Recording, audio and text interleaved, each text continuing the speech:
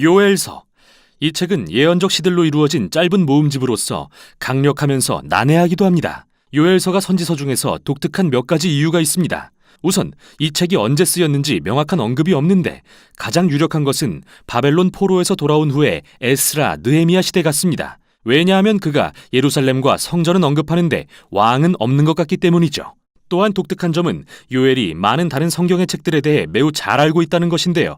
그는 선지서인 이사야, 아모스, 스바냐, 나훔, 오바댜, 에스겔, 말라기, 심지어 출애굽기까지 언급하거나 인용합니다. 그리고 이는 마지막 독특한 특성과 관련이 있는데 그것은 요엘이 이스라엘을 어떤 특정한 죄로 비난하지 않는다는 점이죠.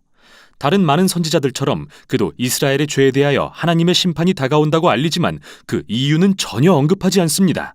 아마도 요엘은 우리가 자신처럼 다른 선지서들을 읽고 이스라엘의 반역에 대해 이미 잘 알고 있다고 생각한 것 같습니다. 이 세 가지 특징은 우리가 짧지만 매력적인 이 책을 이해하는 데 도움을 줍니다.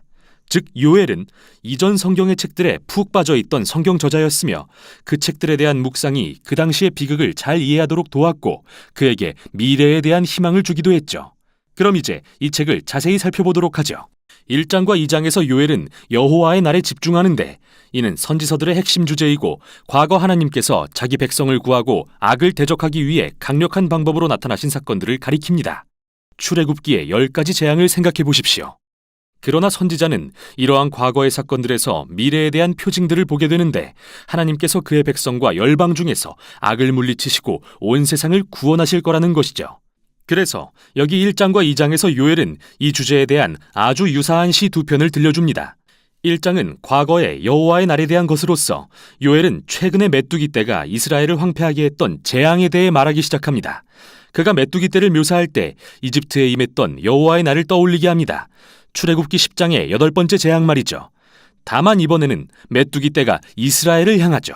그래서 요엘은 장로들과 제사장들을 불러 백성들을 회개와 기도로 이끌도록 한 뒤 자신 역시 다른 모든 제사장들과 함께 회개합니다. 이 장도 동일한 시적 구조와 내용의 흐름을 가지고 있는데요. 요엘은 또 다른 여호와의 날을 선포하는데 이번에는 과거가 아닌 미래, 즉 예루살렘의 임박한 재앙에 관한 것입니다.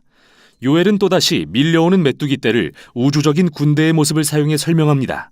메뚜기들이 하나님의 군대가 되어 기사와 용사처럼 행진하며 지나는 곳마다 모든 것을 파괴할 것이라고 말이죠. 그리고 해가 어두워지고 땅이 흔들릴 때 요엘은 여호와의 날이 크고 심히 두렵도다. 당할 자가 누구이랴 라고 말하며 다시 한번 백성들에게 기도하고 회개할 것을 촉구합니다. 그는 옷이 아니라 마음을 찢고 너희 하나님 여호와께로 돌아오라고 외칩니다. 즉 요엘은 회개가 그저 문제에서 벗어나기 위한 보여주기식 행위로 전락했다는 걸 알았던 거죠. 그는 하나님의 관심은 행위가 아닌 그의 백성이 이기심과 죄악을 멈추고 진정으로 변하는 것에 있다고 말합니다.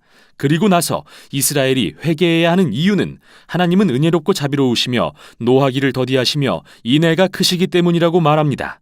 여기서 그는 출애굽기에서 이스라엘이 금송아지를 만들었음에도 불구하고 그들을 어떻게 용서하셨는지 인용하는데 이 이야기를 통해 요엘은 하나님의 자비와 사랑이 그의 분노와 심판보다 더 강한 것을 배웠던 거죠. 이제 그는 제사장을 이끌어 행동으로 회개하고 백성들의 구원을 위해 기도하도록 합니다. 이 두 편의 시가 끝나면 곧장 장면이 전환되면서 하나님께서 요엘과 백성들의 회개에 어떻게 반응하시는지 들려주는 짧은 장면이 나옵니다. 하나님은 자기의 땅을 극진히 사랑하시어 그의 백성을 불쌍히 여기셨습니다. 그리고 나서 말씀하시기를 여호와의 날에 임했던 재앙을 돌이켜 심판에서 구원으로 바꾸실 것이라고 하십니다. 그래서 먼저 그분은 위협하는 침입자들, 즉 메뚜기 떼를 물리치시고 그들 모두를 쫓아 멸망시키실 것입니다. 그리고 황폐한 땅을 회복시켜 생명을 되찾게 하시고 다시 한번 풍요롭게 하실 것입니다. 마지막으로 하나님은 그의 백성 가운데 거룩한 임재로 찾아오셔서 모든 사람이 그 임재를 누리게 될 것이라고 말씀하십니다. 지금까지 나온 시들을 통해 요엘은 이스라엘의 죄가 불러온 재앙과 하나님의 심판에 대해 강렬한 메시지를 전합니다. 그리고 하나님의 자비로 인해 언제나 소망은 있다는 것도요. 그러나 요엘은 이러한 모든 과거의 사건들 속에서 미래의 여호와의 날을 바라봅니다. 그래서 책의 마지막 부분에서 요엘은 하나님의 반응이 세 부분으로 쓰여진 것에 맞춰 세 개의 시를 더 쓰고 다른 선지서들이 제시하는 모습들과 엮어 이 모두를 온 창조 세계에 대한 소망의 계시로 확장시킵니다. 첫째, 그의 백성 가운데 임하실 하나님에 대한 소망은 미래 어느 날 하나님의 영, 즉 그분의 생명의 임재가 성전뿐 아니라 그의 온 백성 가운데 충만할 것이라는 약속으로 확장됩니다. 그리고 여기서 요엘은 이사야, 예레미야, 에스겔 선지자의 약속들을 인용하면서 하나님의 영이 임하면 그의 백성이 변화되고 힘을 얻어 그분을 진정으로 사랑하고 따르게 될 것을 선포합니다. 또한 요엘은 침입자들의 위협에 맞서겠다고 하신 하나님의 약속을 기억하면서 몰려오는 메뚜기 떼를 그 당시 이스라엘을 유린하고 억압하던 오만하고 난폭한 민족들에 빗대어 표현합니다.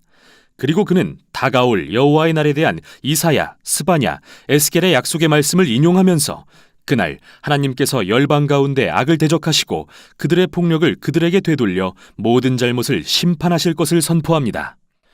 마지막으로 요엘은 그 땅의 회복에 관한 모습을 그리며 온 창조 세계의 회복에 대한 소망을 이야기합니다.